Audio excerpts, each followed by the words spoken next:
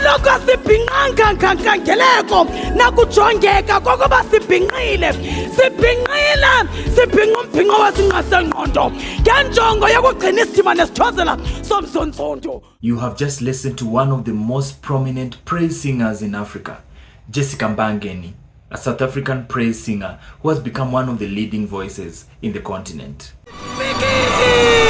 Rugby World Cup ibuyele khaya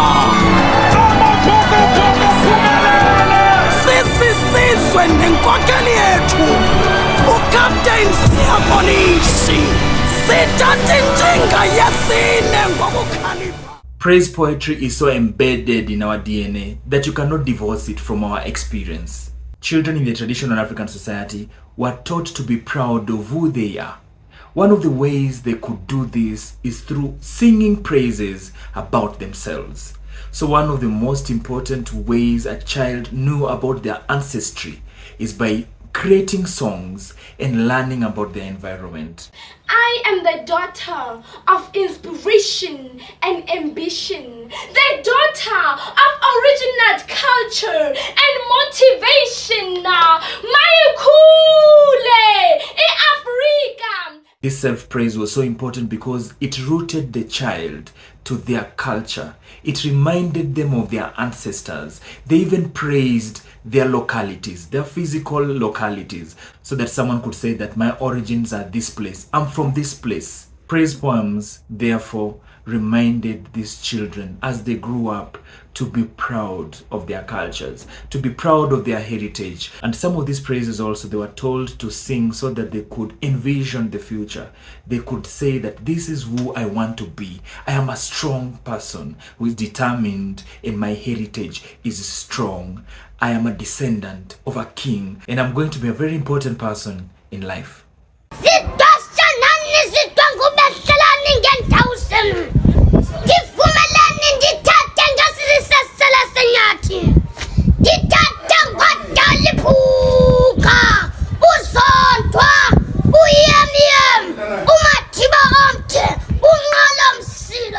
This self-praise was so important that in some Bantu-speaking communities, such as the Sutu of Lesotho, they required their initiates, those young men who are getting initiated into adulthood, to form their own songs of praise so that these praises could usher them into adulthood.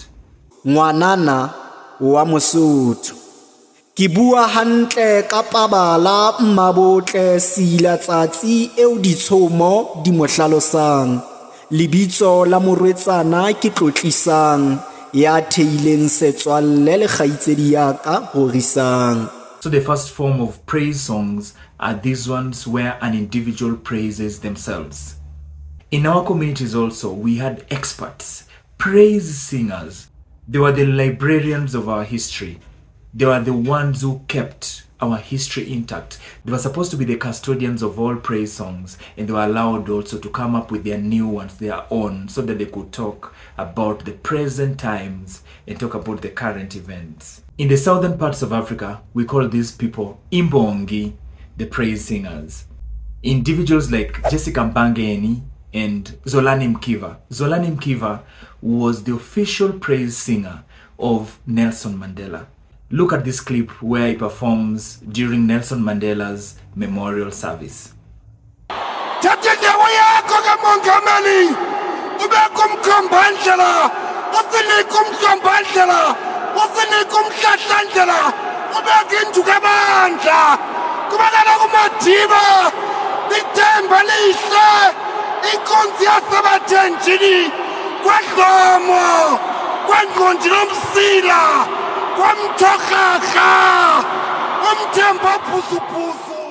You don't have to understand the language, but you can feel Zolani Mkiva's power of words seeping through the stadium and praising someone who was so prominent and a beacon in the African continent and the world over.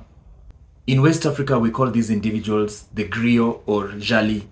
And just like Imbongi, they're supposed to be the custodians of our culture And if you're born in a family who are just storytellers, then that was supposed to be your trade. This is something that was hereditary.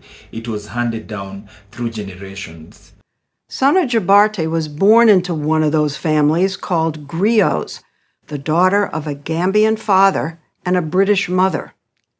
After hundreds of years of men, she is the first woman to master the kora. It's not the way I see myself, mainly because of the fact of believing that tradition has to evolve. Traditions are not stagnant. They are things that grow with humanity, with society, and they always have. Praise singers were supposed to walk with kings and chiefs. Praise singers also enjoyed some kind of clout. They were leaders because their voice was so important in showing us direction as a cultural group. Lemeile kai wana morena, lemeile kai muhato. Lemeile kai wana morena, lemeile kai muhato. As we said earlier, these praises are supposed to be about individuals who achieved great feats, leaders, wrestlers, medicine men and women. And in the present times, we have seen that praise singers are even hired now to flatter rich people during occasions, events, ceremonies. We also have praise singers who can talk about maybe someone has achieved a feat like maybe going abroad or having a very important profession. These ones are now being seen in our communities as praises have now been modified, and now they're talking about current affairs and emerging issues. Indeed, we are standing on the shoulders of the giants.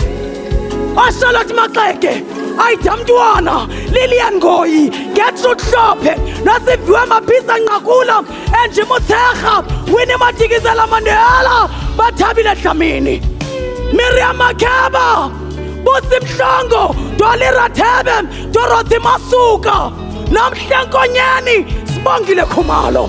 You are the cold. You are the regional cold. You are the continental cold. You are the African cold. You are the global cold.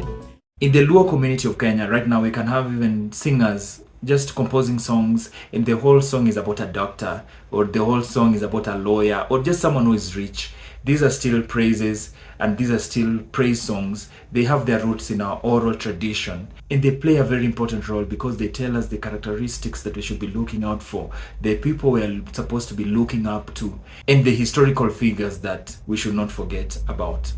Praises can also be directed towards inanimate objects, stones, rocks, even plants, and some communities also even praise their landscapes.